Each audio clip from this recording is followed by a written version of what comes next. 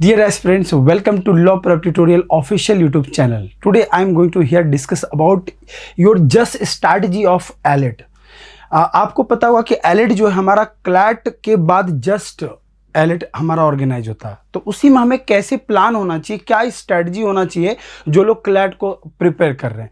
तो 2026 के लिए जो आप प्रिपेयर कर रहे हैं तो उसमें सबसे पहले स्ट्रैटेजी की हम बात करेंगे, how to crack your daily NLU.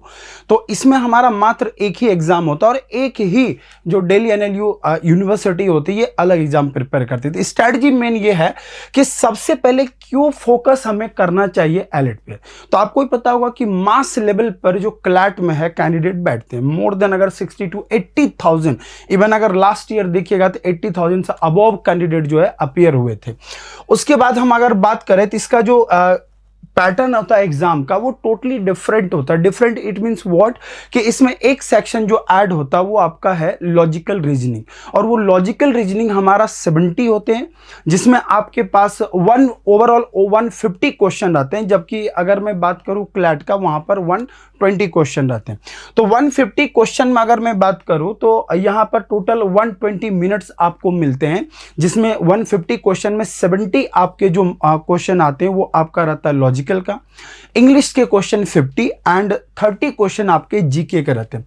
पहला हमारा होता है कि आप स्ट्रेटेजिक टाइमिंग यहां पर बहुत इंपॉर्टेंट है, क्योंकि आफ्टर क्लैट यानी कि 7th को अगर क्लैट है तो आपका 14th को आपका क्लैट का यानी एलेट का एग्जाम है। फिर अगर हम बात करें इसका मेन है section wise logical reasoning GK English, यानी 3 सेक्शन में आपका ओवरऑल कंप्लीट हो जाता है, क्योंकि लॉजिकल सेक्शन में ही आपका लीगल के कुछ पार्ट प्रिंसिपल फैक्ट्स पूछे जाते हैं। हम मेन एडवांटेज हमारा ये है कि अगर मैं पैटर्न की बात करूं तो this is the pattern of your AILET 2026, जिसमें आपके 50 question 50 marks, 30 question 30 marks, 70 question and 70 marks.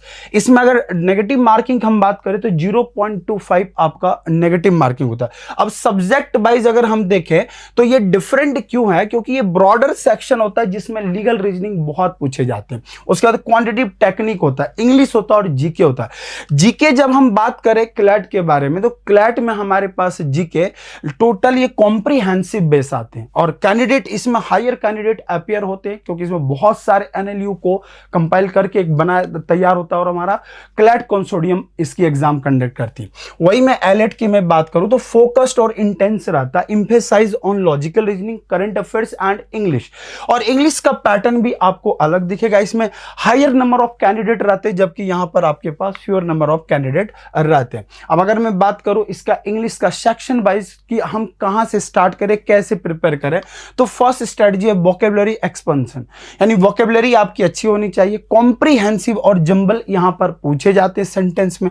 उसे ग्रामर फाउंडेशन और वर्ड प्ले, यानी कि आपके पास ओवरऑल देखा जाए तो यहां पर कॉम्प्रिहेंशन के साथ साथ वर्ड प्ले यानी वोकैब आपकी अच्छी होनी बहुत जरूरी है।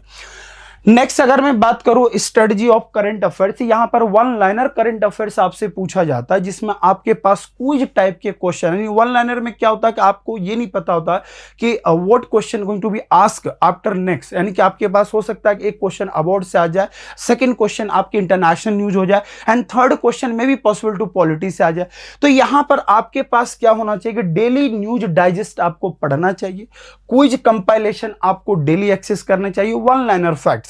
उसके बाद हम बात करें स्टैटिक जीके आपके पास पता होना चाहिए, जिसमें WHO, IMF हो गया, वर्ल्ड बैंक हो गया, एंड कॉन्टेक्चुअल लर्निंग हमारे पास बेहतर होना चाहिए, लाइक लीगल, कभी कभी लीगल जीके भी आपको पूछे जाते हैं। तो जीके का सेक्शन जो होता है 30 मार्क्स के होते हैं। अगर मैं बात करूं सेकंड सेक्शन जो मोस्ट इंपॉर्टेंट होता है लॉजिकल, जिसमें आपका AR का सेक्शन बहुत जबरदस्त होता है, एनालिटिकल रीजनिंग, जिसमें आपका लाइक सीरीज हो गया, ब्लड रिलेशन हो गया, उसके बाद analogy, classification, syllogism, sitting arrangement, this all are the topic going to ask in this section.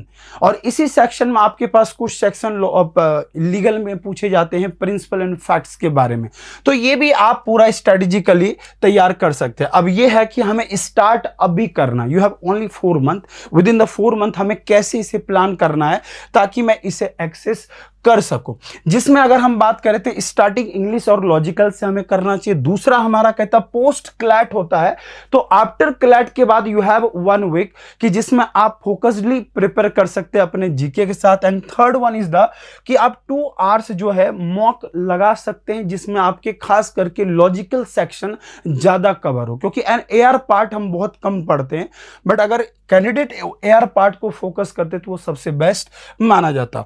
और उसके बाद कंटिन्यूअस आपका रिवीजन होना चाहिए। फोकस एरिया हमारे पास जितने भी नोट्स बनाए उसको बार बार रिकॉल करिए।